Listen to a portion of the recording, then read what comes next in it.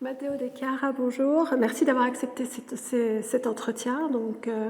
Il est réalisé dans le cadre des archives ouvertes de l'INALCO. Je vais vous présenter très brièvement et puis ensuite on va rentrer directement dans le vif du sujet, si vous le voulez bien. Vous êtes iraniste, maître de conférence HDR en langue pachto et en philologie iranienne à l'INALCO, membre du CERMI, le Centre d'études de recherche sur le monde indien, qui est une UMR du CNRS en co-tutelle avec l'INALCO, le PHE et Sorbonne Nouvelle. Donc on va essayer de brasser en fait votre parcours, vos études de terrain, vos méthodologies, mais on va commencer tout de suite par les études iraniennes. Est-ce que vous pourriez nous définir exactement ce que sont les études iraniennes ? Oui, bien sûr. Tout d'abord, il faut éclaircir un malentendu qui est très souvent répandu dans ce domaine. C'est-à-dire, quand on pense aux études iraniennes, on pense à l'Iran, tout d'abord. Moi, par exemple, je m'occupe de Pashto, qui est une langue iranienne, qui est parlée entre Afghanistan et Pakistan. Donc, pas forcément, c'est rattaché à l'Iran. D'où ça vient le terme iranien ? Ça vient des Arias. Arias, c'était un ethnonyme avec lequel les populations indo-iraniennes nommaient eux-mêmes. Et donc, à une époque très ancienne, on ne connaît pas l'étymologie de ce terme. Une hypothèse, c'est que Arias, ça veut dire les nobles. Donc, ces populations appelaient eux-mêmes les nobles. Après, il y a d'autres hypothèses, type les amis. Quand les Indo-Ariens arrivèrent, probablement, ça c'est une hypothèse aussi, vers le 1700 avant notre ère. Après, il y a une séparation. Donc les Indo-Ariens partirent vers l'Inde, où ils occupèrent le nord de l'Inde, probablement en chassant les Dravidiens. Et par contre, les Iraniens partirent vers l'ouest. Donc, ils occupèrent le plateau iranien et ils arrivèrent jusqu'en Mésopotamie. Probablement, il y avait d'autres populations, type les Élamites, qui étaient établies sur le plateau iranien et qui furent chassées par les Iraniens. Donc, d'ici, comme ces populations appelées eux-mêmes s'appelaient Arias, on parle pour ça des langues indo-ariennes, pour indiquer les langues indiennes. Et Gilbert Lazare, un chercheur qui a travaillé sur le persan, sur la linguistique, et plein d'autres choses au passage, il avait proposé d'appeler ces langues irano-ariennes. Justement après, la dénomination qui était la plus répandue, c'était de langues et de cultures iraniennes. Donc c'est resté lié à ce aria. La chose intéressante, c'est que cet ethnonyme a eu beaucoup de chance au cours de l'histoire, parce qu'il y a plein non seulement les Achéménides par exemple, se dénommaient les Ariens.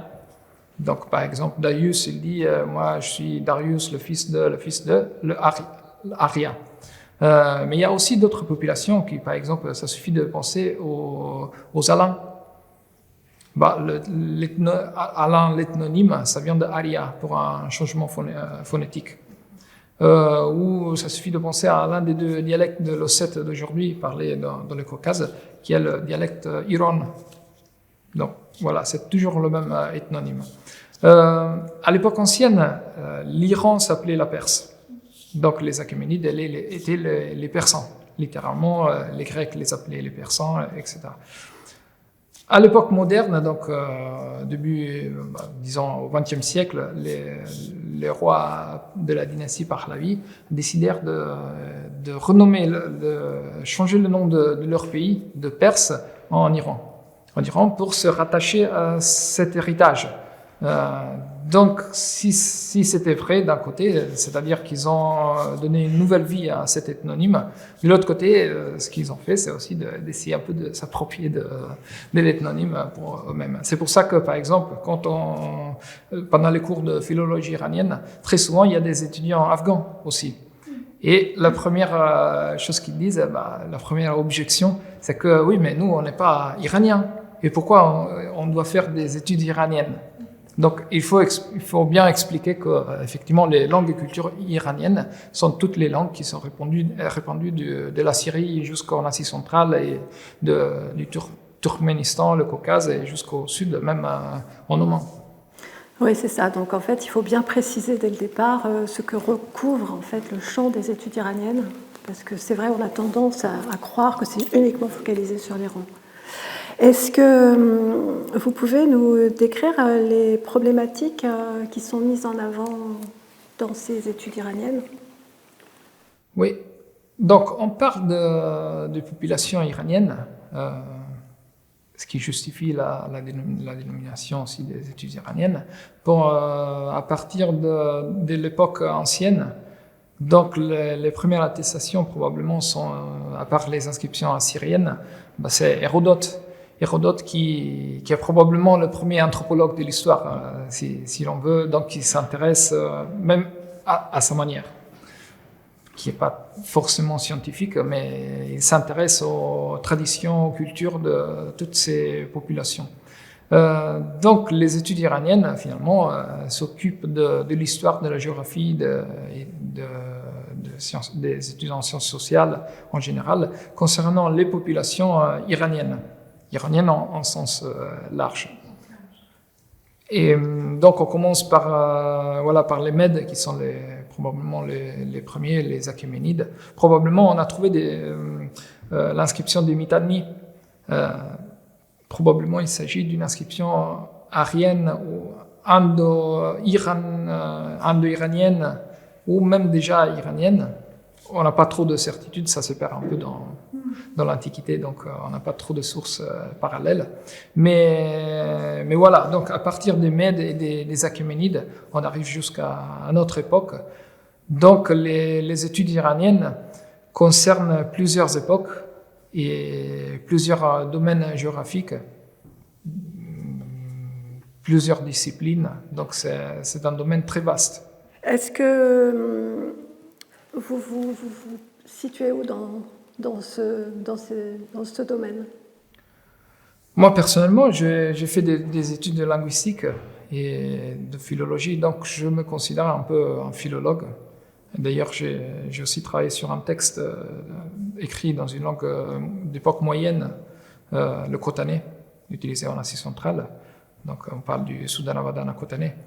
Donc, pour ma part, je m'intéresse à la langue, à la philologie, surtout des langues orientales, d'époque moyenne, d'époque moderne. Mais comme j'ai une approche surtout comparative, et j'ai fait des études de linguistique historique, donc ma perspective est la diachronie. À côté de ça, je m'intéresse aux contes populaires d'ère iranienne. Et récemment, j'ai même travaillé sur la toponymie, donc un domaine à cheval entre la linguistique historique et la géographie même. La géographie linguistique, en fait. Oui. Donc vous brassez comme ça plusieurs domaines. Oui, je suis un peu à cheval entre les différents domaines. Merci. Est-ce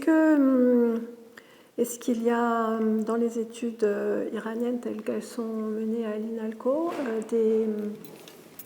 des chercheurs qui ont d'autres domaines de compétences sur les langues iraniennes?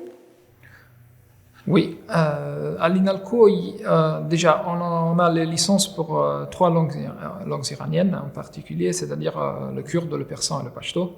On a aussi une 4e langue qui est enseignée, qui est dans le cadre des études pachto, même s'il ne s'agit pas du pachto, c'est l'ossète, qui est une langue parlée au Caucase, mais génétiquement, il s'agit d'une langue orientale. Donc, ça appartient vraiment à la même famille du pachto.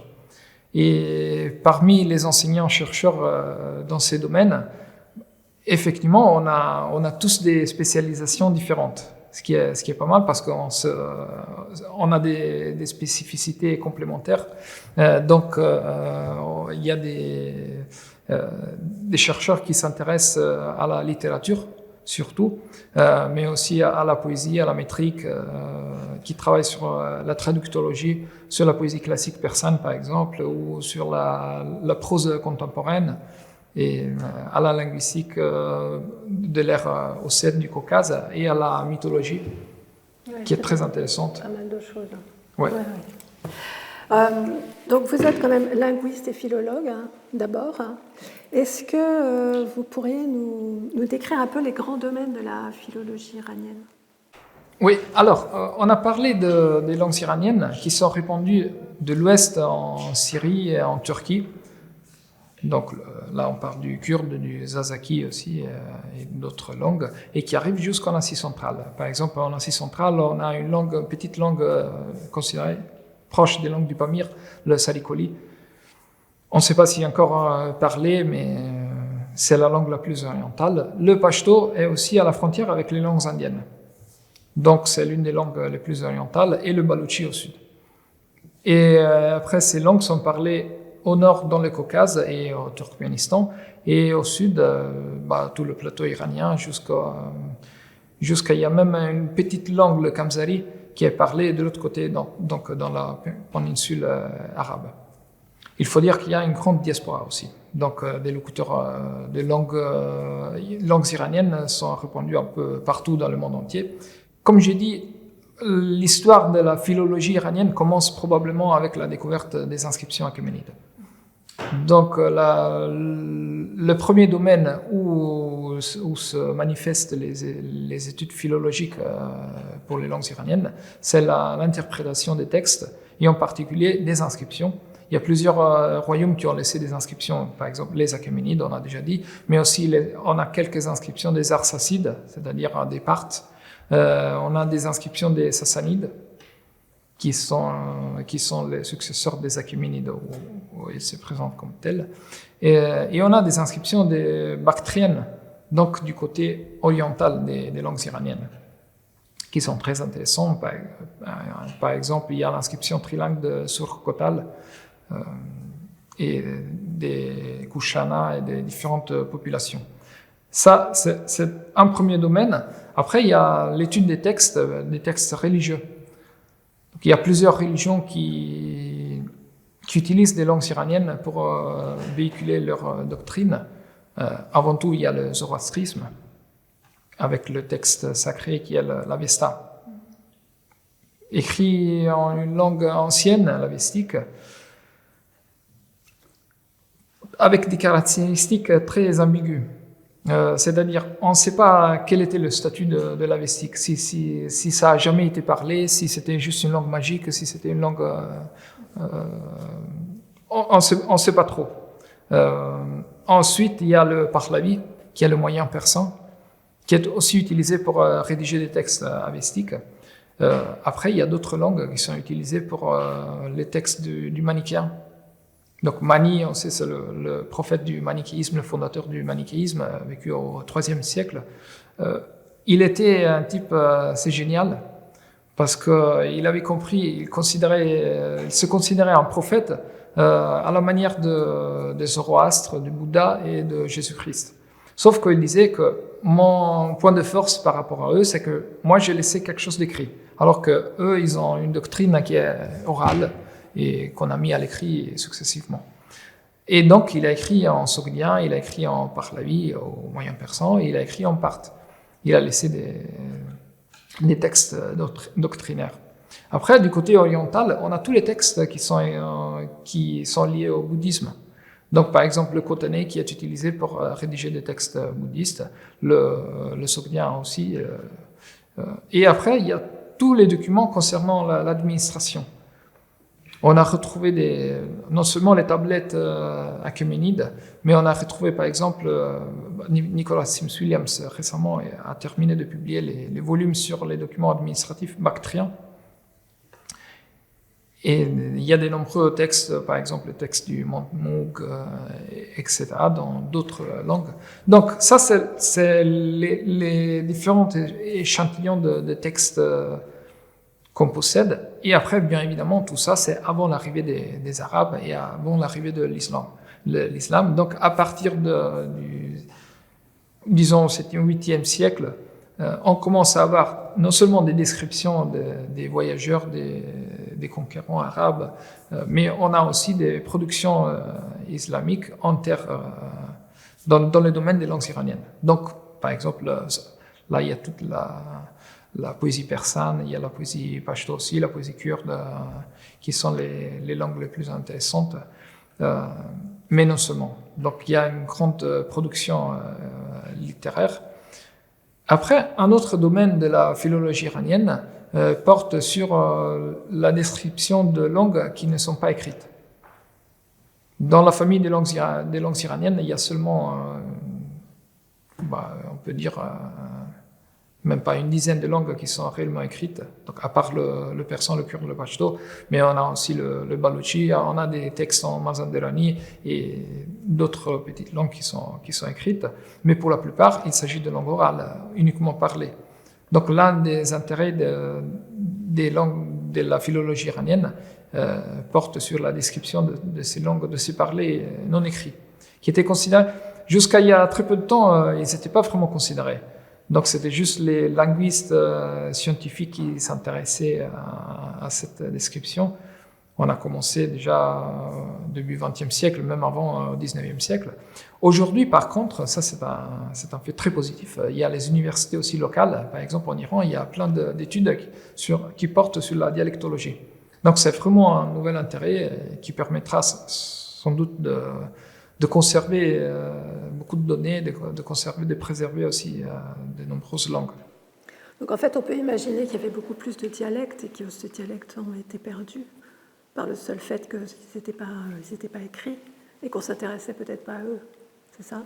Oui, absolument. Par exemple, c'est le cas de deux petites langues résiduelles parlées en Afghanistan. Alors, heureusement, on a la description de ces deux petites langues, oui, langues résiduelles, on pouvait parler à une époque, faites par Kiefer, donc Charles Martin Kiefer, qui était un linguiste de terrain, vraiment, qui a vécu longtemps en Afghanistan. Ces deux petites langues sont le parachi et l'urmuri. Alors, l'urmuri est une langue qui est encore parlée, au moins dans l'un des deux endroits où on le parlait. C'était parlé à Kaniguram au Pakistan et à Baraki Barak en Afghanistan. Donc, l'un des deux n'existe plus parce qu'il a été détruit par la guerre. Donc, il y a quelques milliers encore de locuteurs. Ils sont en train d'essayer de revitaliser la langue. Mais heureusement, on a les descriptions de Charles Martin Kiefer. Ensuite, même Daniel Setfond, il a laissé des descriptions qu'il n'a pas encore publiées, mais qui fera bientôt. Et par contre, l'autre langue, le parachi, probablement il est décédé, même si quelqu'un dit qu'il est encore parlé, mais on n'a plus une nouvelle de locuteur parachi. Dans les années 70, Kiefer, il a publié une grammaire et toute une série d'articles sur Studia Iranica, où il traitait le lexique, la syntaxe, les différents points de morphologie, etc. Donc, heureusement qu'il a fait parce qu'on a des traces. On a des traces, oui. Qu'est-ce qu'on fait pour revitaliser une langue qui disparaît et qui n'est pas écrite ? Ça, c'est une question compliquée dans la mesure où là, il s'agit vraiment de politique langagère. On a des cas similaires, par exemple, en Europe, où on a essayé de revitaliser le ladino dolomitain dans le nord d'Italie, qui est une langue non écrite, donc uniquement parlée. Il y a un linguiste, Belardi, qui a travaillé sur cette langue. Je pense qu'il allait en vacances sur les Dolomites. Et donc, c'est pour cette raison qu'il s'y était intéressé. Et donc, il a commencé, il a inventé même un type d'écriture, il a commencé à rédiger des textes. Et aujourd'hui, effectivement, on fait des émissions radio, émissions télé, on publie des livres. Donc, la démarche est plus ou moins la même. Donc, on essaie de commencer à écrire des livres, on essaie d'enregistrer des programmes à la radio, des programmes à la télé. Après, il y a un problème, et c'est les politiques langagères des États. Donc, pas toujours les États sont favorables à favoriser la multiplication des langues et des dialectes. Très souvent, il y a une gestion centralisée et donc on essaie d'imposer plutôt une langue. D'ailleurs, c'est pas un problème au niveau d'État, hein, c'est un problème aussi des grandes langues par rapport aux langues minoritaires. C'est un problème général. C'est un problème général. Ouais. Oui. Alors, avant que les Arabes arrivent dans la région et que donc j'imagine les langues soient transcrites en caractères arabes, en écriture arabe, elles étaient écrites comment? On a plusieurs alphabets.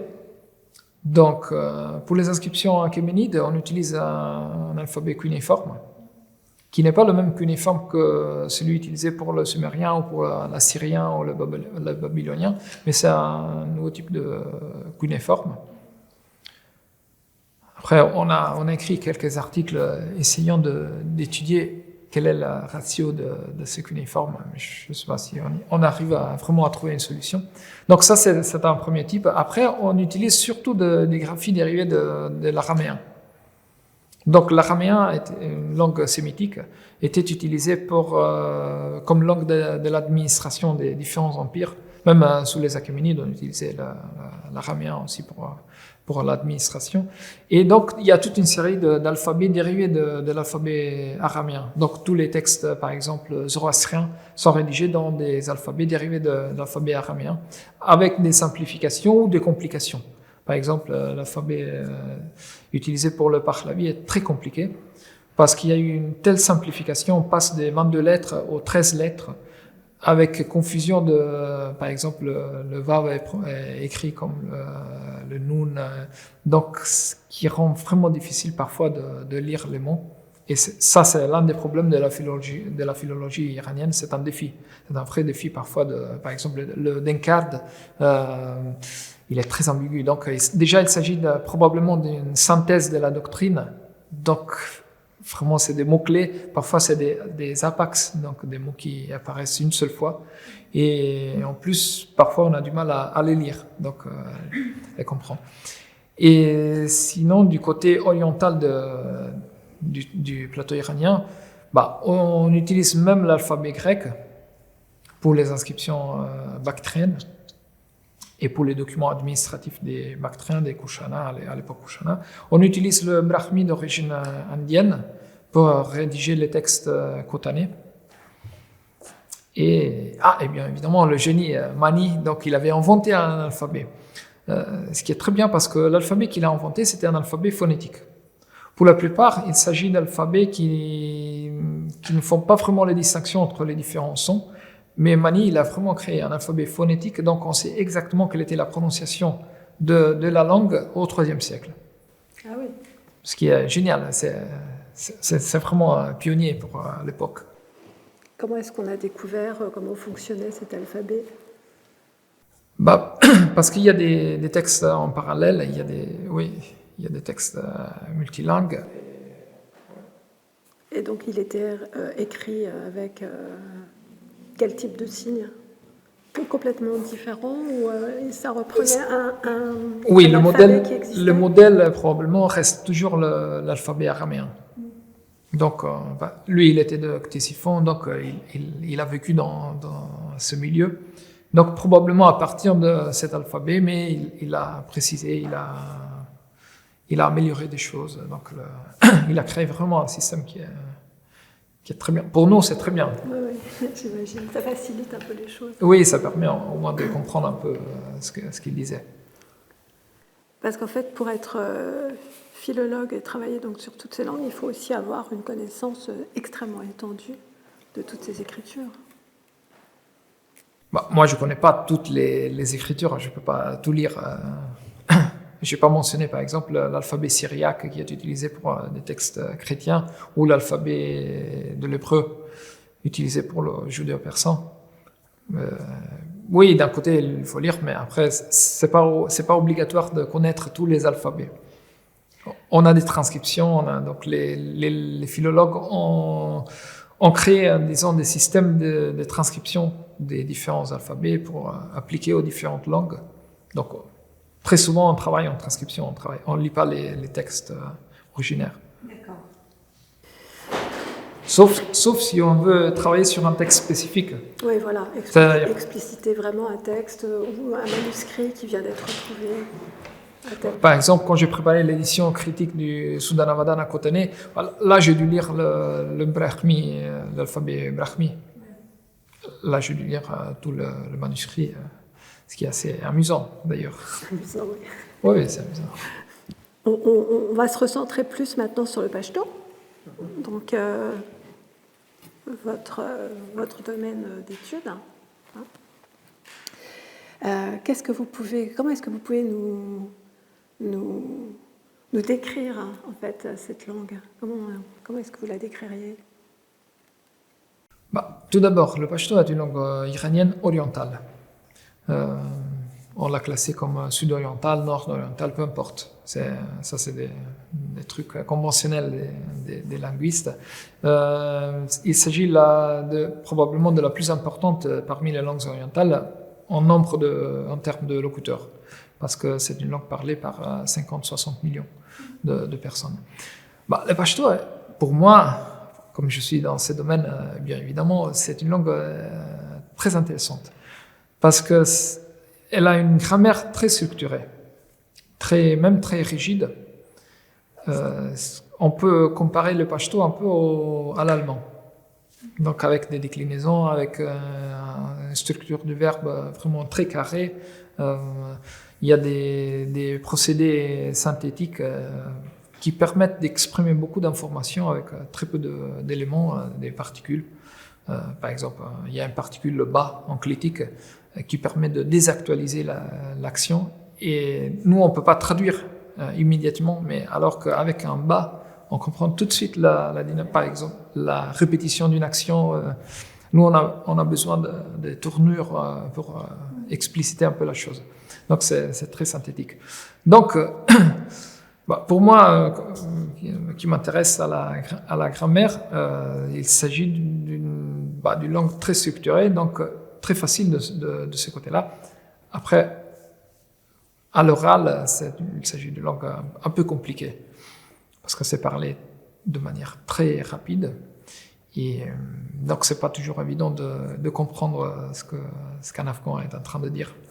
Ce qui fait l'intérêt du pachto, c'est aussi non seulement sa grammaire, mais c'est aussi quelque chose sur laquelle on n'a pas tellement travaillé au début, sur quoi on est en train plutôt de travailler, c'est-à-dire sur des faits prosodiques.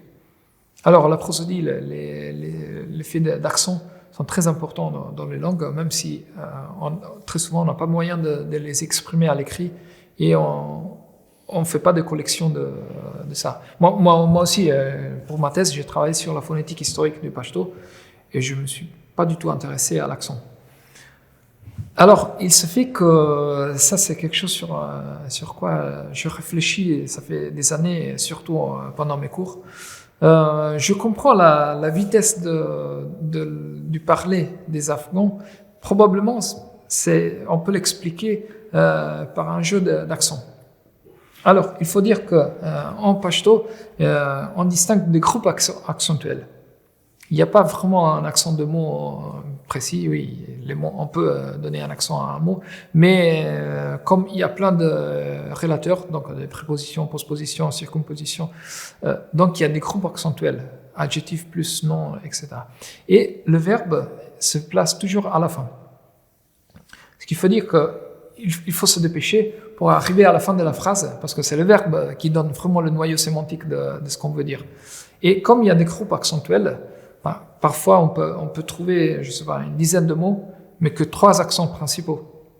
Et donc c'est pour ça qu'on se dépêche. C'est ce qui fait que le pachto, effectivement, pour parler, c'est pas très facile. C'est pas forcément très facile. Mais sa grammaire est fascinante, je trouve. Est-ce que les gens se laissent parler, du coup? Enfin, on dit ça en allemand, comme le verbe aussi est à la fin.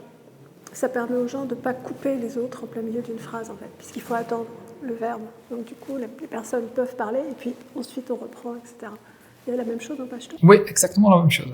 Si on regarde les débats à la télé, dans les télés locales, il y a par exemple Khyber il y a plusieurs télés locales, et parfois ils font des débats. Effectivement, ils attendent la fin de la phrase. Donc on dit, ah oui, tu vois, les Fashoun, ils sont polis. Non, tout simplement parce que sinon on comprend pas qu'est-ce qu'on est en train de dire. De quoi est faite l'histoire de la recherche linguistique du pachto? Est-ce qu'il y a des grandes références dans cette recherche?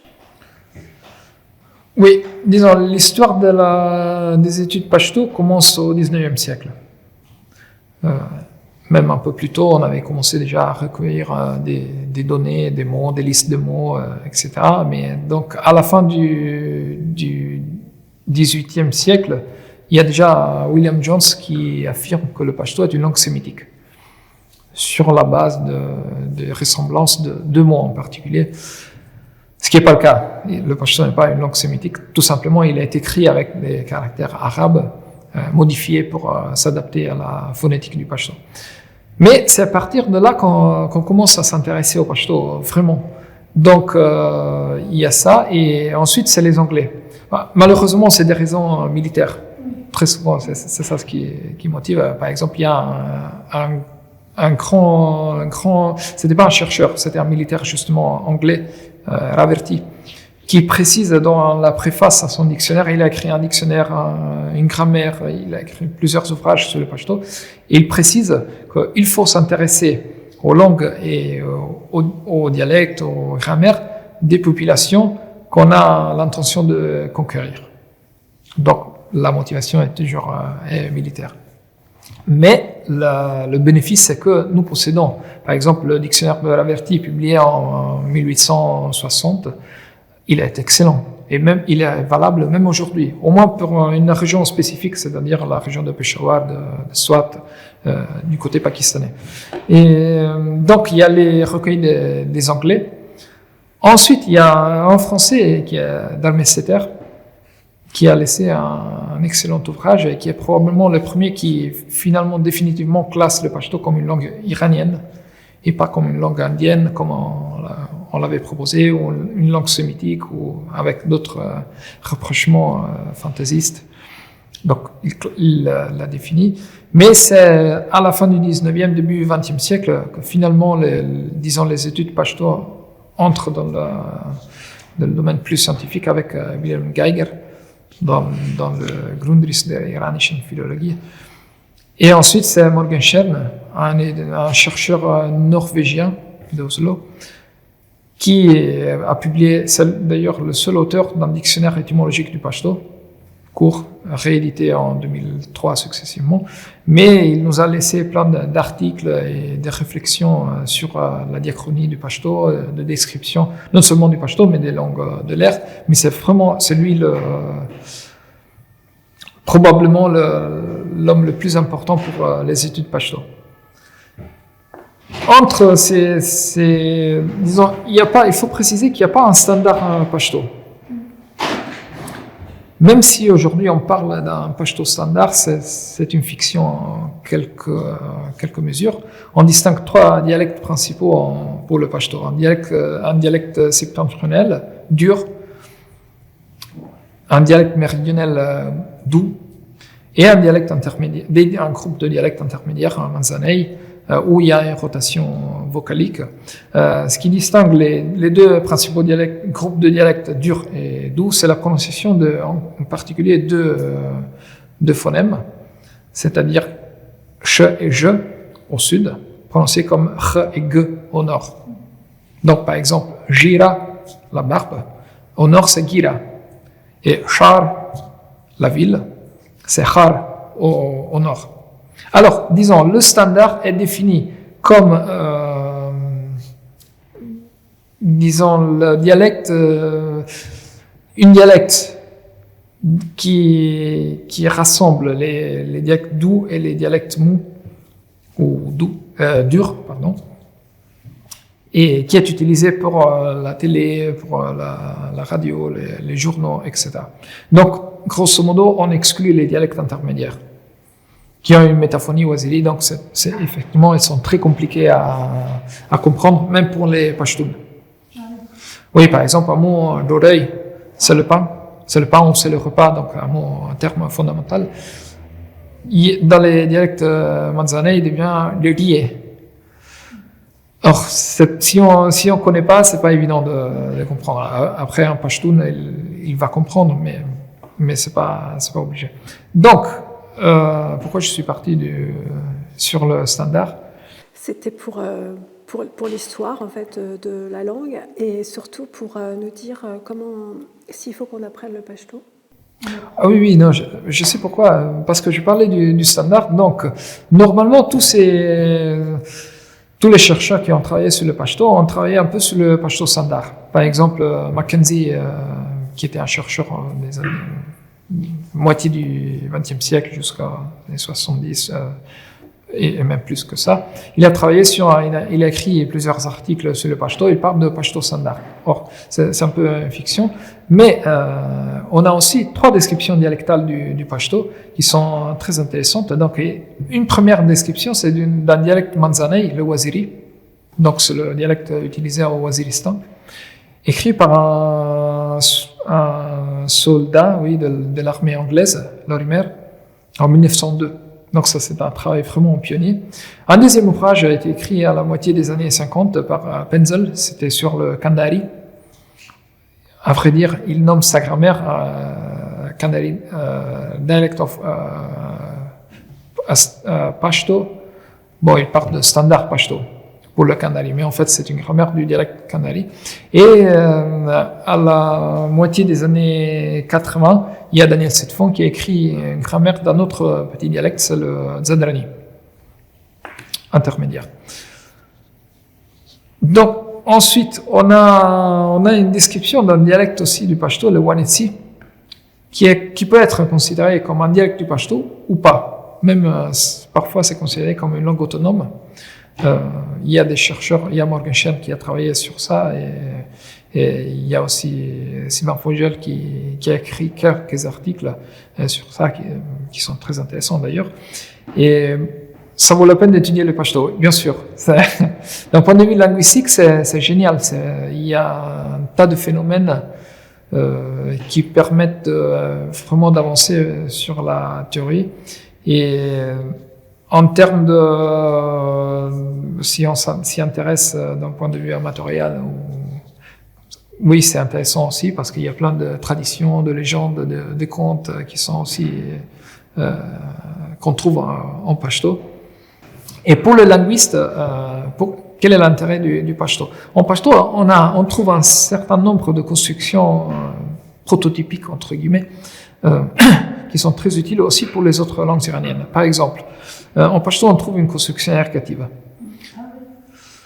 Ce qui fait que uniquement pour les verbes transitifs au passé, le verbe ne s'accorde plus avec le sujet, mais avec l'objet. Et le sujet, il va au cas oblique. C'est ce qu'on appelle la split ergativity normalement, ou fracture d'actance selon Lazare. C'est très intéressant parce que dans les autres langues iraniennes, on trouve cette construction, qui est une construction qu'on trouve déjà à l'époque du Pahlavi, donc du moyen persan. Et pas dans toutes les langues iraniennes, et on ne la trouve pas forcément complète. C'est-à-dire, il y a certaines langues qui ont que certaines caractéristiques, mais pas toutes. En pashto, c'est vraiment complète. Donc, on a toutes les caractéristiques. On a la présence de pronoms enclitiques, qui est liée aussi à la construction ergative.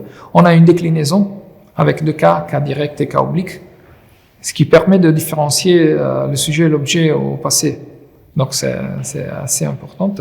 Et on a cette split ergativity qui est vraiment, on peut parler de construction ergative prototypique. Ah oui. Ouais. Mais non seulement. Ça complexifie un peu l'approche de la langue. Oui. Oui. Après, quand il faut parler, c'est pas évident de penser qu'au passé, il faut pas accorder le verbe. Mais ça devient presque automatique. Avec l'expérience, on se rend compte tout de suite qu'il y a quelque chose qui cloche. Donc on entend. Les Anglais, ils avaient essayé de décrire cette construction ergative comme une construction passive. Donc, par exemple, si on dit « Mardori ukhorala », c'est-à-dire « j'ai mangé le repas », littéralement. Donc il disait, c'est un peu, le repas a été mangé par moi. Sauf que c'est faux parce qu'il y a une construction passive. Donc c'est vraiment, c'est quelque chose de différent. Mais non seulement, mais par exemple, nous, avec Daniel Setfond, on est en train de travailler sur la description du verbe pashto, du système verbal. On a publié un premier volume chez Reichert en Allemagne, et on est en train de publier le deuxième volume. Alors, c'est très intéressant le système verbal du pashto, parce que là aussi, c'est très cadré. Donc, on a des verbes simples, on peut distinguer des verbes simples, des verbes composés et de locution verbale. Il y a des procédés, je n'entre pas dans les détails. Mais là aussi, il y a tous les types de formations. Alors que, par exemple, dans d'autres langues iraniennes, type le persan, on trouve les mêmes procédés, mais pas exactement cadrés. Donc, on travaille, par exemple, sur les light verb constructions, les locutions verbales du persan. Parfois, on les appelle verbes composés. Alors qu'en pashto, on fait vraiment une distinction entre locution verbale et verbe composé. Donc, dans les verbes composés, il y a vraiment un verbalisateur qui est strictement lié à une base nominale, alors que dans la locution verbale, il y a un verbe autonome qui a un rapport préférentiel avec un autre élément nominal. Je pense aussi que même pour l'avancement des recherches dans le domaine de la philologie iranienne, si on considérait un peu plus le pashto, ça pouvait aider à éclaircir certains faits grammaticaux aussi valables pour d'autres langues iraniennes. Oui, c'est intéressant. Donc, vos recherches à vous, elles portent sur les verbes et sur quoi encore? Alors, moi, comme j'ai dit, ma spécialisation est essentiellement la diachronie. Donc, c'est vraiment la linguistique historique. Donc, je travaille un peu sur les évolutions. Donc, je suis toujours en train de travailler sur la phonétique historique du pashto. Je travaille sur l'étymologie de certains groupes. Par exemple, ça m'intéresse le verbe non seulement d'un point de vue descriptif et synchronique, mais aussi, et dialectologique, bien évidemment, mais aussi diachronique. Donc, je suis en train de travailler, par exemple, sur un ensemble d'articles sur les préverbes en pashto, l'héritage iranien en pashto et après les développements successifs. Donc ça pour ce qui est de pashto. Après, je m'intéresse au conte pashto. Oui, on va y venir. Du coup, si j'ai bien suivi, les différents textes, on va dire littéraires, arrivent au moment où les Arabes arrivent en fait. Pour le pashto ou pour les langues iraniennes? Pour les langues iraniennes. Ouais. Et pour le pashto, en même temps ou un peu après, ça se passe comment? Alors, en pashto, les premiers textes littéraires remontent au XVIe siècle. Après, il y a un texte, la Perta Khazana, le trésor caché des Afghans, qui remonterait au 8e siècle.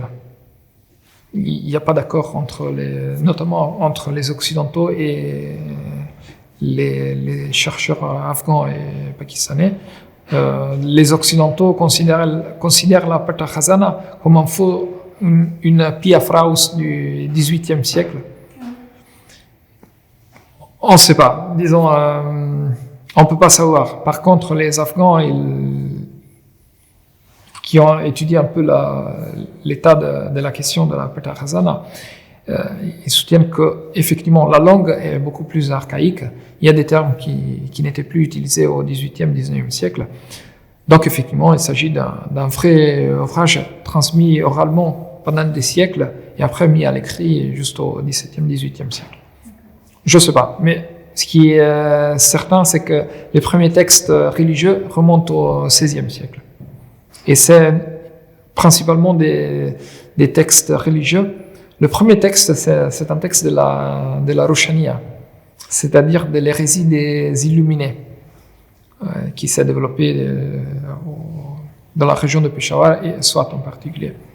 C'était Boyazid Ansari qui s'appelait le Pir Roshan, le maître de la lumière, appelé par les opposants comme Pir Tarikh, c'est-à-dire le maître des ténèbres. Donc, au XVIe siècle, il y a une littérature qui est principalement basée sur des faits religieux. Après, au XVIIe, il y a le poète national des Afghans qui est Khushal Khan Khattak, et qui écrit et qui fait une poésie héroïque. Lui, il était un chef de tribu des Khattak, tribu pakistanaise, du côté du Pakistan d'aujourd'hui. Et il a combattu plusieurs guerres contre les Mongols aussi. Et il a laissé un grand recueil de poèmes en divan, de poésie héroïque, mais aussi religieuse. Après, le deuxième poète national des Pashtuns est Rahman Baba, qui était un poète mystique. Donc, qui avait quitté le monde dans le sens où il voulait vraiment être uni avec Dieu. Et donc, il poursuit sa mystique et il a laissé ses ouvrages. Vous travaillez sur quel type tous les contes ou des contes, des légendes particulières? Oui, donc on n'a pas parlé des contes. L'intérêt pour les contes commence au XIXe siècle. Il y a un important recueil de contes qui est le Gangeporto, où les Anglais, en fait là c'est un missionnaire anglais qui a recueilli toujours dans la région de Peshawar, parce que les Anglais, ils arrivaient jusqu'aux frontières du Pakistan, donc jusqu'à la ligne du rang successive. Et donc, ils pouvaient se déplacer dans cette région. Il a laissé un certain nombre de contes, de Ekayat, il les appelle. Donc, c'est des contes avec une morale à la fin. Et donc, ça date de la fin du 19e siècle. Ensuite, on a des contes qui sont racontés successivement, mais au XXe siècle, vraiment la deuxième moitié du XXe siècle, on a la plupart des contes. Et on a aussi un autre recueil local qui est le Miliandara, en 3 volumes, où on trouve tous les contes et surtout les légendes pashto. Il y a des légendes spécifiques. Par exemple, on peut nommer Adam Khan Dur Khanay ou Yusuf Khan Sherbano. C'est les grandes légendes des Pashtuns. Par exemple, Yusuf Khan Sherbano, parfois on les rapproche à Roméo et Julieta. Donc, histoire d'amour, de combat contre les ennemis. Et ce qui fait la différence entre les légendes et les contes, c'est que les légendes ont un ancrage local. Donc, il y a des villages qui sont explicitement nommés. On sait où s'est placée l'histoire, où ça a eu lieu, et à quelle époque. On donne vraiment un contexte très précis. D'accord. Pour le conte, c'est plus vaste. Oui, ça peut être. Oui, ça reste plus neutre. Ça peut être universel. Il y a les contes du serpent qui est resté coincé dans le feu et de l'homme qui l'aide pour sortir. Et donc là, on trouve ce même conte partout dans le monde. Si on regarde le catalogue de Arne Thompson, par exemple, on trouve le même type de conte. Après, le serpent veut piquer l'homme. Il dit non, mais c'est pas juste. Et donc ils vont chercher des témoins pour qui puissent démontrer quel type d'action fait l'homme. Et il y a une vache, il y a un arbre, et tous témoignent contre l'homme parce qu'ils disent nous on fait du bien et après on reçoit du mal. Jusqu'au renard qui avait entendu l'histoire et dit je crois pas que toi le serpent tu puisses entrer dans le sac avec lequel il t'a sauvé du feu. Alors le serpent il rentre, l'homme ferme le sac et le tue, donc c'est sauvé. Donc, votre travail sur les contes et les légendes, ce sont des contes et des légendes essentiellement pashtunes, qui sont du 19e siècle, ou celles ou les plus contemporaines? Il y a des contes plus contemporaines. J'ai recueilli des contes, par exemple, j'ai enregistré un conte Olu Olu avec un locuteur de Swat. Donc c'est le berger qui hurle à chaque fois au secours, il y a le loup qui vient manger. Après il rigole et finalement le moment où le loup il arrive, personne ne va l'aider parce qu'on lui croit plus et donc il est dévoré par le loup. Donc j'ai recueilli ce conte avec un locuteur. Il faut dire que j'ai une approche comparative à ce sujet aussi. On trouve certains contes pashtuns, on les trouve ailleurs dans le monde iranien, bien évidemment dans le monde entier, mais dans le monde iranien, par exemple, mon point de départ a été un type spécifique, c'est-à-dire le type que Arne Thompson nomme 400, c'est-à-dire l'homme à la recherche de son épouse disparue. Et pourquoi? Parce que le texte que j'ai édité, Khotanai, donc une langue d'époque moyenne, utilisée en Asie centrale pour rédiger des textes bouddhistes, le Sudhanavadana, est un conte populaire, même s'il était utilisé pour enseigner la doctrine bouddhiste, disons. Il s'agit vraiment d'un conte populaire. Et on trouve ce même conte populaire dans ce texte Khotanai, on le trouve en Ossète. Donc il y a des recueils de contes Ossètes. Par exemple, il y a du Mésil, mais aussi d'autres chercheurs qui ont recueilli des légendes des contes Ossètes. Et on les retrouve, par exemple, dans un conte de Saif al-Malik, recueilli par Daniel Setfond dans son ouvrage sur les Zadrani.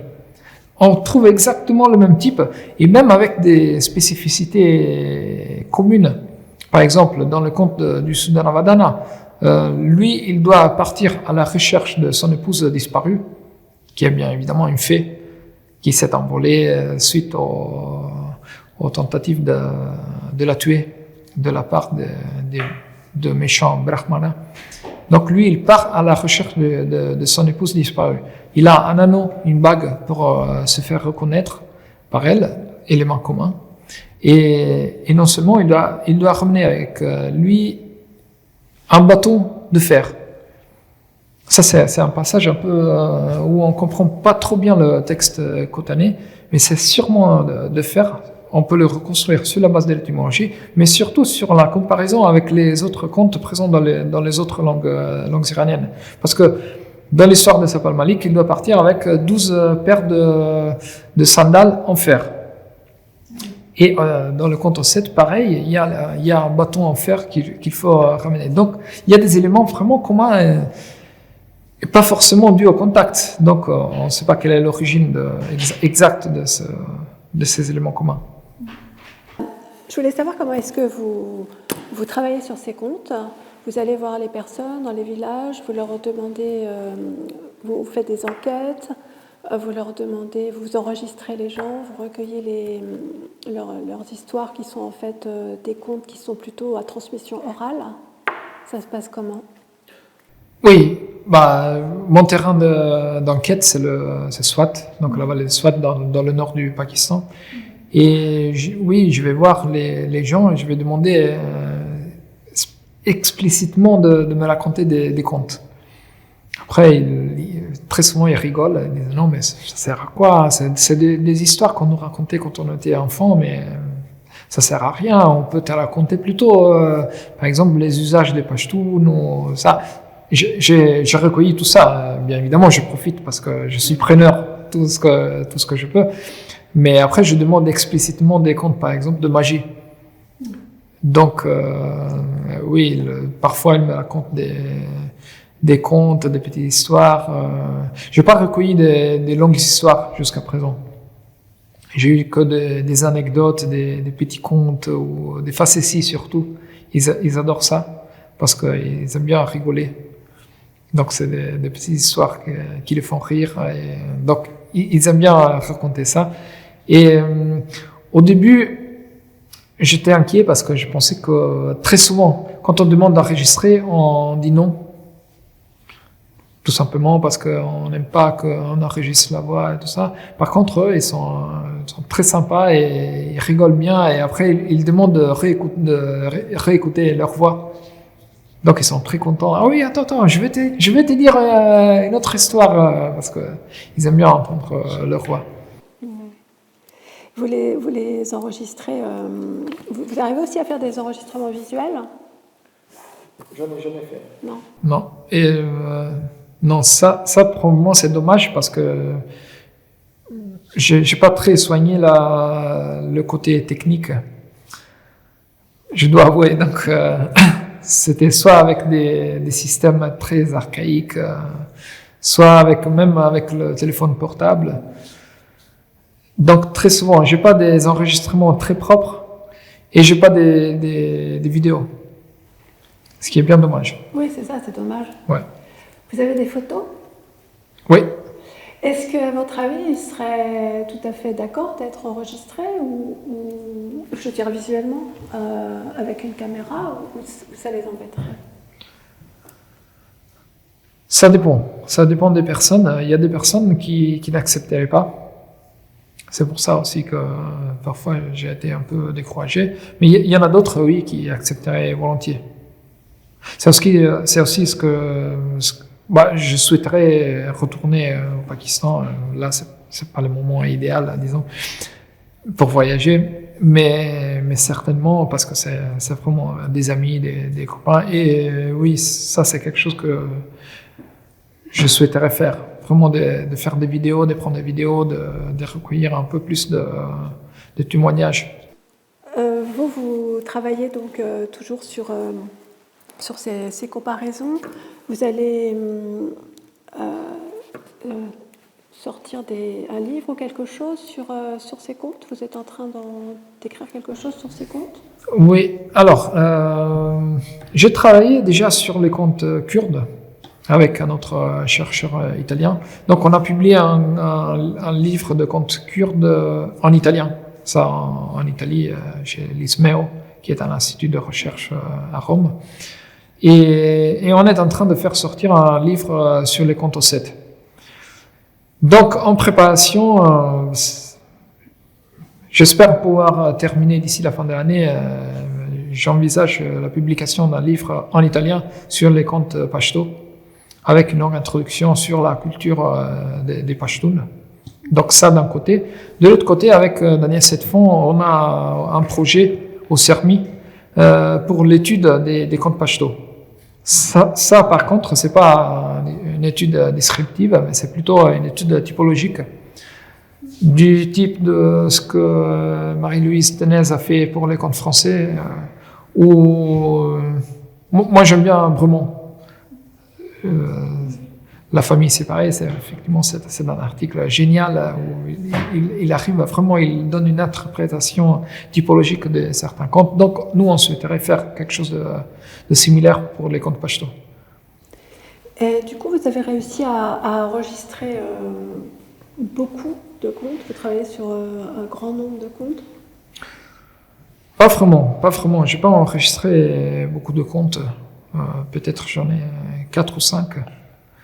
Daniel Setfond, il a un corpus un peu plus vaste, parce qu'il doit en avoir, moi je sais pas, mais je pense moins une dizaine. Et sinon, il y a les publications de contes, il y a des publications en anglais, donc sans texte pashto, il y a des publications en bilingue. Il y a eu des publications, par exemple, des soviétiques. Donc il y a Lebedev qui était un chercheur soviétique qui a publié un livre de contes en russe, bien évidemment. Donc il y a des textes, des recueils. Il y a par exemple, c'était pas un chercheur, mais un Pashtun qui a publié dans les années 60 et 80 2 volumes sur les contes de Swat. Donc, on commence à avoir un corpus assez consistant. Le corpus est assez consistant pour que vous puissiez justement travailler sur cette typologie. Oui.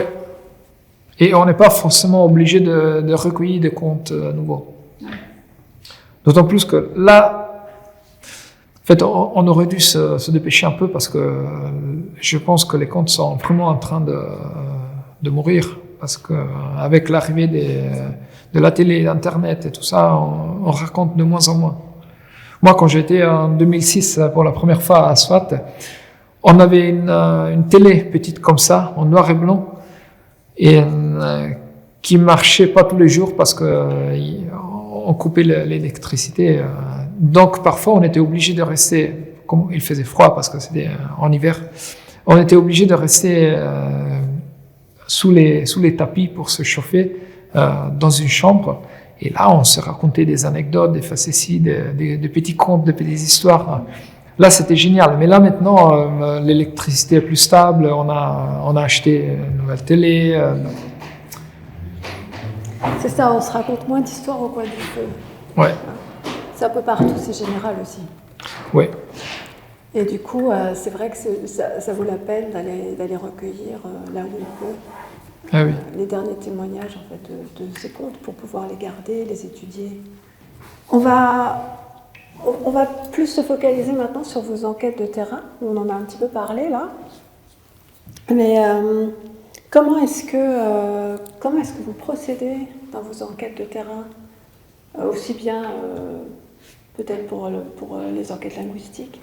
On va recommencer sur les enquêtes linguistiques. Comment est-ce que vous procédez? Alors, tout d'abord, je dois préciser que quand je suis arrivé pour la première fois à Swat, je parlais pas pachto. J'avais été 1 an à Paris pour étudier, mais j'avais appris les dialectes afghans, disons. Et quand j'arrive à Swat, ils parlent un autre dialecte. Juste un exemple, il y a le chauffeur qui est venu me chercher à l'aéroport et il me demande comment ça va. Donc, très facile, moi je comprends pas. Tout simplement parce que j'avais appris que comment ça va, on le dit tatsangaye. J'arrive, elle me dit sangachelle. Après, elle me dit tu peux pas te poéger, c'est-à-dire tu comprends le pachto? Moi, je comprends pas parce que pour moi, c'était te peux pas poéger ou ok. Elle me dit tu ne poéger. Ok. Donc, on est resté en silence tout le reste du voyage. Donc, pendant ces 4 mois, j'ai appris le dialecte local. C'est ce que j'ai appris. Alors, si d'un côté, ça a été peut-être une perte de temps, mais en fait, ça a été, déjà, j'ai appris énormément de choses. Et comme j'étais vraiment en immersion 24 heures sur 24, pendant 4 mois, tout seul avec les Pashtuns, donc je pouvais parler que Pashto. Donc, au bout d'1 mois, 2 mois, effectivement, je me débrouillais et on faisait des promenades, on se racontait des histoires, tout ça. Et donc, on a un rapport différent. Je pense qu'on peut avoir avec un informateur linguistique, une personne qu'on connaît pas. Déjà parce que je connaissais le parler de chacun. Donc, c'était plus facile de comprendre ce qu'ils étaient en train de dire. Et après, il me parlait franchement. Très souvent, le problème quand on fait des enquêtes linguistiques, c'est que l'informateur, il pense à ce que le chercheur s'attend qu'il dise. Donc, c'est un peu une fiction, c'est pas toujours vrai. Alors que là, c'était vraiment spontané. Il me disait vraiment. Après, moi, je m'intéressais exclusivement au côté linguistique. Donc, il n'y avait aucun enjeu, il n'y avait aucun problème de l'autre côté. Donc, vraiment, ça a été une découverte, c'était très spontané et moi, je prenais le plus que je pouvais. Après, parfois, j'insistais sur des aspects qui m'intéressaient le plus, mais je pense que j'ai toujours des réponses sincères. Donc, j'ai fait des enquêtes sur la dialectologie, bien évidemment. J'ai fait des enquêtes sur le verbe, par exemple. Et c'était même amusant parce que très souvent, on était, je sais pas, 4, 5, et ils commençaient à discuter entre eux. Donc, je demandais, mais ce verbe, est-ce que vous l'utilisez? Alors, normalement, un informateur normal, j'ai eu par exemple un informateur de la même région, mais qui était à l'université et tout ça, il me disait, oui, je connais, on l'utilise cette manière.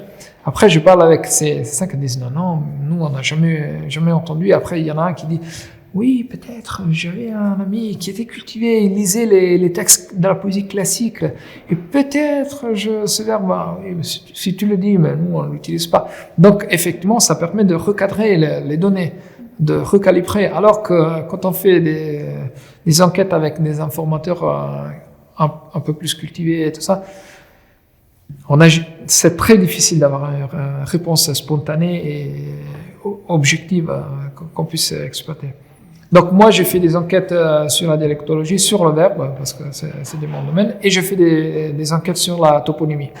À l'université, moi j'ai fait ma licence et mon master à Rome, à l'université La Sapienza de Rome, et où j'ai étudié le sanskrit et la linguistique historique essentiellement.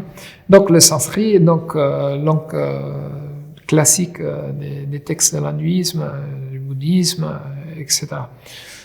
Après mon master, j'ai commencé à travailler avec un prof, un iraniste qui était à Naples à l'époque, sur le balochi. qui est une langue iranienne du Baloutchistan iranien et pakistanais, mais aussi qui est parlée aussi ailleurs.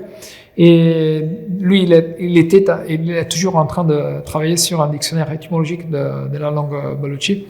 Donc, quand il est venu le moment de choisir un sujet pour mon doctorat, j'ai choisi de me spécialiser sur une langue iranienne, mais en contact avec les langues indiennes, pour garder un peu mon ancien intérêt, le sanskrit. Et donc, forcément, le pashto, qui est la plus orientale parmi les langues iraniennes, en contact avec les langues indiennes.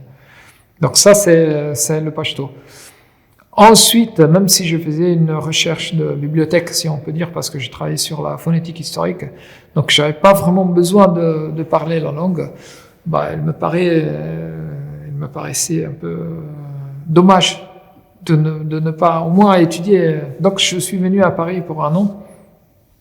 Et ici, j'ai profité des enseignements non seulement de Daniel Setfon, mais aussi de Najib Manalai et de Habib Kabir, qui ont été mes enseignants. Et en particulier, Najib Manalai m'avait invité à Kaboul. Donc il m'avait dit, tu viens à Kaboul, tu restes 4 mois pour faire du terrain. En parlant avec le directeur de la mission archéologique italienne à Swat, Luca Olivieri, qui est un ami, il m'a dit, c'est pas la peine d'aller à Kaboul. Tu dois rester renfermé dans un hôtel pendant 4 mois à cause des attentats, ou quand même, c'est pas évident. Si tu viens à Swat, la situation est parfaitement tranquille. Tu n'auras aucun problème. Tu peux te balader, tu peux aller te promener dans les montagnes. Et donc, je suis parti à Swat. Donc, c'est pour ça que c'est là que c'est parti. Après, j'ai eu la chance parce qu'une semaine après ma rentrée, d'être rentré, il y a eu les premiers attentats. Parce qu'il y a eu une guerre entre 2007 et 2008 à Swat, qui n'a pas été très, très drôle, disons, ça a été assez dramatique. Mais après, j'y suis retourné tous les 2 ans, plus ou moins. Et il n'y a plus de problème pour aller là-bas? Non. Au début, on a eu des problèmes après la guerre. Donc, il fallait avoir non seulement un visa, mais il fallait avoir aussi une autorisation pour se rendre à Swat. Donc il fallait demander beaucoup de temps à l'avance. On étudiait sérieusement la demande. Et on avait un portable. Il fallait donner le numéro au consulat. On avait tous les jours des nouvelles, donc c'était pas. Mais j'ai jamais eu de problème. On avait même pendant la première période, on avait même une carte. Donc on s'est déplacé avec une carte. Moi j'étais habillé en shawar kameez, donc façon locale, avec la barbe. Donc j'étais à Pashtoun. Comme à cause de ma peau et disons des yeux clairs, on me disait que j'étais de montagne, parce qu'il y a des gens comme ça. Probablement c'est des anciens, les héritiers des populations d'Ardes. Donc c'est des populations montagnardes, populations indiennes, disons. Et donc, j'avais aucun problème. Sauf que quand je marchais, il y avait une garde derrière moi avec les cris anti-terrorisme. Disant, tout le monde s'est tourné, ah voilà, c'est lui. Donc, à la limite, j'ai passé. Mais j'ai jamais eu de problème. Et tout le monde a toujours été très sympa et tout a été toujours très sûr. Donc, il y a eu une sécurité. Donc, et là, actuellement, ça se passe très bien. Donc, ça s'améliore. Et j'y suis retourné, voilà, c'est là, j'arrive à la toponymie, parce qu'il y a quelques années, peut-être 7-8 ans, Luca Olivieri, le directeur de la mission archéologique italienne, qui a une approche vraiment multidisciplinaire. Donc, non seulement il fait des fouilles, pendant ces fouilles, par exemple, il a découvert des villes d'époque d'Alexandre, la fameuse Basira, qui aujourd'hui c'est Barikut, et où il y a différents strates de différentes cultures. Donc, il me dit, mais pourquoi tu t'intéresses pas à la toponymie? Parce que comme ça, d'un côté, tu as des compétences linguistiques, de l'autre côté, on peut voir un peu la géographie de la vallée de Swat et on peut fusionner les deux. Et donc, c'est ce que je fais. J'ai fait des enquêtes. Je suis allé même dans le nord de la vallée, à Bahreïn, qui est vers la partie plus étroite de la vallée. Parce que la vallée de Swat monte jusqu'aux 3000 mètres, à partir des 600 000 mètres de la basse vallée. Et donc, j'ai fait au moins 3 missions à Swat pour recueillir des données sur la toponymie. Et je suis très content parce que, effectivement, disons, je pense que au-delà de la spécialisation dans un domaine précis, ce qui est le plus intéressant, c'est vraiment une approche multidisciplinaire, de pouvoir puiser à droite, à gauche et relier les différents domaines, les différentes spécialités. Et comme d'ailleurs en linguistique, ce qui est probablement pour moi le plus intéressant, c'est le contact linguistique, les interactions entre les différentes cultures, les différentes langues, etc. Donc c'est l'échange, c'est toujours l'échange qui est le plus intéressant. On peut parler un petit peu de l'ouvrage que vous avez, qui vient de paraître, oui, et qui est donc sur la toponymie de la vallée de Swat. Oui, ça s'appelle Toponymy of the Swat Valley Linguistic Archaeology. Donc le sous-titre qui m'a été suggéré par Luca Olivieri, justement indiquer l'interaction avec l'archéologie, avec d'autres domaines. Donc il a été publié à la fin de l'année 2020 au Pakistan, à Lahore, chez l'éditeur Sangemil, qui est un grand éditeur qui publie aussi avec Oxford University Press. Donc c'est intéressant. Donc dans cet ouvrage, après une introduction sur la culture, les faits historiques, les événements un peu. Après il y a Il y a beaucoup de cartes. Il y a une grosse cartographie que vous avez réalisée. Oui, c'est moi qui ai dû apprendre à utiliser un programme de cartographie QGIS qui m'a été enseigné par Emmanuel Giraudet du SARMI, qui m'a toujours aidé. Donc je suis vraiment très reconnaissant et toujours très amical, très sympa. Et donc j'ai dû tracer moi-même les cartes, les différentes cartes. Et donc essentiellement il s'agit d'un atlas.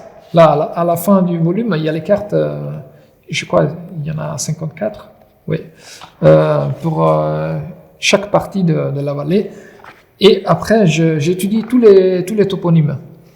Donc je donne une description sommaire de chaque toponyme et après j'essaie de trouver une étymologie. Après l'étymologie n'est pas une science exacte. Non, bien sûr. Donc je pense qu'au moins un tiers des étymologies sont fausses.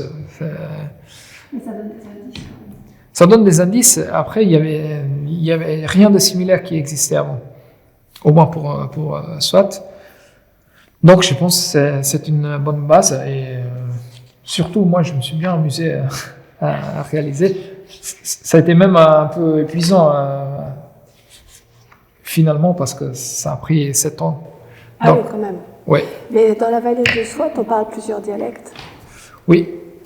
Et les cartes, il y a une 50aine de cartes, donc ça reprend des données différentes, des données vallée par vallée, c'est organisé comment? Alors, la langue officielle de Swat est le pashto. Ou bien, la langue officielle du Pakistan est l'ourdou, langue indo-aryenne. À côté, on parle le pashto dans toute la vallée, mais il y a aussi des petites langues résiduelles qui sont encore parlées, surtout dans le nord. C'est les langues des populations d'Arde. En particulier, c'est le bashkarik et le torwali. Vraiment, ces deux langues résiduelles, parce que les locuteurs bashkarik et torwali sont trilingues, parce qu'ils parlent aussi le pashto et l'ourdou. Tous. Il y a aussi les Goujars qui dans le nord de la vallée ont conservé au moins en partie leur langue, parce que dans le sud de la vallée ils se sont assimilés, donc ils se considèrent comme des Pashtuns. Donc ils parlent pashto, ils ont adopté les usages des Pashtuns, le Partounwali, donc le code d'honneur des Pashtuns, donc c'est des Pashtuns. Et qu'est-ce que j'ai fait? Donc j'ai recueilli tous les toponymes. Effectivement, j'ai cherché de trouver l'origine de chaque toponyme. Et j'ai vu qu'il y a différents strates pour chaque toponyme et il y en a plusieurs qui sont d'origine indienne. Donc, ce qui démontrerait ce que déjà Fussman, qui est un chercheur qui a publié un atlas linguistique des parlers d'Ard et Kafir, disait, c'est-à-dire que dans toute cette région, c'était plutôt les parlers d'Ard qui étaient établis. Ça s'est confirmé notamment par l'hydronymie. Parce que les noms des rivières sont le plus conservateurs par rapport aux autres toponymes. Par exemple, les noms des villages, ils changent très souvent. Il y a eu dans les années 60 une pashtunisation de la part du wali de Swat. Donc, il a changé des anciens noms en d'autres noms pashtunisés. Donc, là, c'est des noms pashto. Mais les anciens noms, donc on en a des traces pour ces noms les plus importants. Ils ont plutôt un aspect indien. Il y a beaucoup de toponymes, par exemple, de villages avec un formant gram, qui veut dire village dans les langues indo-aryennes. Et dans les hydronymes, on trouve des racines indo-aryennes qui laissent vraiment penser que les premières populations habitants dans cette vallée, c'était des populations d'Ard. D'ailleurs, on sait que les Pashtuns Youssoufzai sont arrivés à Swat vers le 15e, 16e siècle. Donc, oui, dans le volume, il y a des cartes en noir et blanc. Et après, il y a une partie de cartes en couleur où j'essaie de montrer l'origine étymologique des noms. Donc, il y a des noms d'origine indo-aryenne, des noms d'origine pashto, et on permet de voir, les cartes permettent de voir la distribution des différentes origines. D'accord. Il y a aussi, j'ai vu un lexique sur le nom des arbres. Oui, j'ai essayé de faire une analyse. Oui, c'est au début dans l'introduction. J'ai essayé de faire une analyse des différents formants des toponymes. Alors, on s'aperçoit qu'il y a des nombreux noms d'arbres. Donc, j'en ai aussi parlé déjà dans d'autres, dans un article en particulier. Et il y a beaucoup de toponymes qui ont des noms d'arbres ou de forêts comme formants. Alors, qu'est-ce que ça implique? Comme à Swat, on avait un système économique de rotation des terrains qui s'appelait Wish. Wish, littéralement, signifie le partage.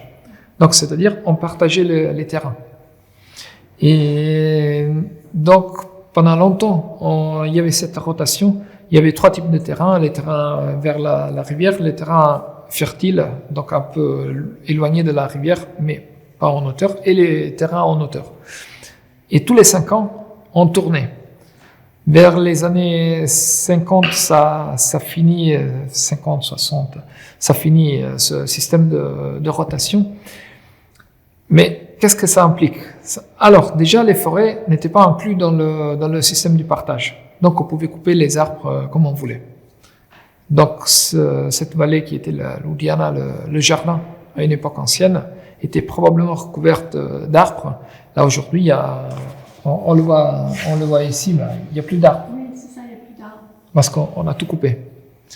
Pourquoi? Parce que ça faisait pas partie, donc c'était du bois pour se chauffer, donc on coupait sans planter. Et non seulement, comme il y avait une rotation tous les 5 ans, un arbre, il prend un peu plus de temps, donc on n'aurait pas eu le temps d'exploiter ces arbres. Donc on plantait pas d'arbres. On plantait du blé, ou je sais pas, d'autres matières exploitables. Et donc ça veut dire que quand il y avait des arbres, soit ils étaient spontanés, ils restaient dans les toponymes. Donc, je sais pas, on appelle un village Nakhtar, le pain.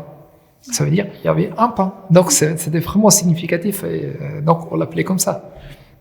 Et il y a énormément de toponymes basés sur le nom d'arbres, sur le nom d'animaux. Donc on pourrait exploiter aussi ce corpus. Oui, c'est ça, en fait. C'est un travail qui peut servir de base à tout autre type d'exploitation. Ouais. Pourquoi est-ce que vous êtes venu donc à Paris pour apprendre le pashto? Pendant ma thèse, Les 2 premières années, j'ai fait un travail de bibliothèque. Donc, avec mon directeur de thèse, par exemple, on lisait le dictionnaire étymologique du pachto, on faisait des séances vraiment dans son studio à Naples, et on étudiait le dictionnaire mot par mot, on faisait des discussions, donc très intéressant. Mais ça restait un peu abstrait. Donc, j'ai voulu vraiment apprendre un peu le pachto. Le pachto, traiter le pachto en tant que langue parlée et pas comme une langue morte ancienne. Et il se fait que le seul endroit en Europe où il y a une licence de pachto est Paris. Et en particulier, c'est l'INALCO. Et c'est comme ça, je suis parti tout seul, je me suis présenté en cours avec Daniel Setfon, qui était l'enseignant de pachto. Et donc, il m'a accueilli et effectivement, je suis resté pendant 1 an. Et je me souviens, c'était magnifique parce que je suivais tous les cours de L1, L2, L3 en même temps parce que je faisais que ça. C'était pendant ma thèse. Donc, en L3, je comprenais absolument rien. Les moyens, L1, je commençais. Mais à la fin de l'année, j'avais acquis, je pense, des bonnes connaissances, au moins en grammaire. Et ensuite, je suis parti à Swat, et après tout ce qui est venu après. Comment il se fait que je me suis retrouvé maître de conférence de pachto à l'INALCO? On était resté en contact avec Daniel Setfon, et donc on s'écrivait de temps en temps. Une fois, on était en même temps au Pakistan, et on avait essayé de se trouver après. On avait échoué, mais donc on s'écrivait. Et un jour, je lui ai écrit un mail après l'été, pour dire, pour demander des nouvelles, comment ça va. Et lui, il me répond en me disant, ah oui, ça va bien, moi j'ai pris ma retraite entre-temps, donc mon poste est à concours. Donc je sais pas si tu veux participer, je pense qu'il faut suivre une procédure. Donc je me suis renseigné, et effectivement, il y avait une qualification à demander, et la date limite, c'était la semaine d'après. Donc j'ai préparé une demande de qualification, j'ai préparé après, j'ai postulé pour le poste. Je croyais pas du tout parce que j'étais italien déjà. J'avais pas. Daniel Setfon, il me connaissait, mais lui, il était à la retraite. Il faisait pas partie du jury. Et il m'a dit, tu participes. Après, tu verras. C'est à toi de voir. Après, le hasard un peu a fait que le destin a fait qu'effectivement j'ai gagné. Et donc, je me suis retrouvé maître de conférence de pachto à l'INALCO. Et ouais, voilà. Et donc, vous enseignez la langue? Oui, j'enseigne la grammaire. La grammaire? Ouais. Standard? Oui. Non, standard, mais oui, comme j'ai des compétences dialectologiques et étymologiques, peut-être j'embête un peu les étudiants avec des étymologies de temps en temps. Je leur dis, vous m'interrompez, vous me dites, nous on n'est pas vraiment intéressés à ça. Mais parfois je trouve que c'est intéressant parce que ça permet de faire des associations entre langues différentes dans lesquelles un étudiant a des compétences. Et donc ça permet de mémoriser le plus de mots, le plus de structures syntaxiques. C'est en fonction des connaissances. Par exemple, il y a des étudiants qui connaissent déjà l'ourdou. Et pour un français, par exemple, le fait que la structure de la phrase soit sujet, objet, verbe, c'est un peu déstabilisant parce que le verbe est à la fin. Donc, c'est pas normal. Alors, je dis, vous pensez à la façon ourdou. Si vous passez par l'ourdou, alors ça marche. Et effectivement, ça marche. Ou parfois, je sais pas, je propose par exemple, le terme pour père, c'est plar. Alors, là, ça se rapproche, mais on ne voit pas trop. Alors, mais si j'explique que toutes les dentales occlusives D et T sont passées à L en pachto, là, on voit tout de suite le lien, par exemple, avec le persan pédar. Pédar, ça devient plar. Et pitar. Et voilà, et etc. Donc, je pense que c'est utile. Oui, bien sûr, ça donne des petits indices mémotechniques pour pouvoir se rappeler de la prononciation. Qu'est-ce que vous diriez aux étudiants intéressés par l'étude du pachto? Qu'il s'agit d'un domaine très riche qui permet de de suivre des intérêts multiples, comme tous les domaines linguistiques, hein, ça va de soi. Mais le fait d'étudier le pachto n'est pas uniquement l'étude d'une langue, mais c'est vraiment l'étude d'une culture. Ce Partounwali, on dit par exemple, les Pashtuns disent qu'on fait pachto. Ils ne disent pas qu'on parle pachto. Donc on fait pachto, ça veut dire que non seulement on s'intéresse à la langue, à la culture, mais vraiment il y a tout un code qui est intéressant. Et après, il y a de nombreuses perspectives. Aujourd'hui, on parle beaucoup de l'immigration, des réfugiés, de l'interprétariat. Tout ça offre bien évidemment du travail, ça offre des opportunités. Mais moi, je m'intéresse surtout au domaine de la recherche, et aussi dans le domaine de la recherche, il y a des potentialités énormes. Par exemple, il y a une étudiante du Pashto qui actuellement est à Kaboul et qui travaille pour la Croix-Rouge, qui est en train de recueillir les données pour un mémoire de M2 en Pashto sur les anecdotes, les facéties, les blagues, tout ça. Mais il y a ça, on peut travailler sur les comptes, sur la langue, plus spécifiquement sur le domaine culturel, sur ouais. Quelles sont un peu les perspectives de recherche? Qu'est-ce que vous voyez comme perspective de recherche autour de la langue, justement, et de la culture, pour aller au-delà?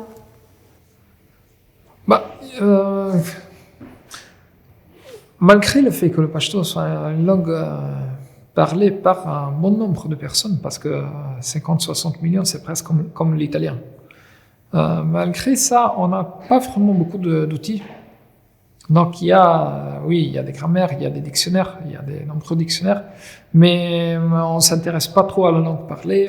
Je pense que la première chose, et c'est ça aussi le but des prochaines années, qu'il faudrait vraiment décrire déjà le pashto, fournir des outils pour l'apprentissage d'un côté, mais aussi pour la description scientifique et linguistique, et ensuite d'entamer une réflexion théorique sur le pashto et vraiment d'insérer le pashto dans la théorie linguistique générale, donc des langues iraniennes, et dans la théorie linguistique en général. Parce que ça reste un peu en dehors. Si on regarde des ouvrages de linguistique théorique ou même de linguistique iranienne, on a tendance à citer le pashto, mais toujours les mêmes 2-3 formes, parfois avec des erreurs, parce que parfois on a des fautes de description, on a tout ça. Donc je pense qu'il faut avant tout recadrer un peu la description de pashto, fournir de nouveaux outils de description dialectologique, étymologique, descriptive en général, et ensuite entamer vraiment cette réflexion théorique. Donc c'est vraiment un champ qui reste complètement ouvert. Oui, je pense. Ouais. Je vous remercie beaucoup.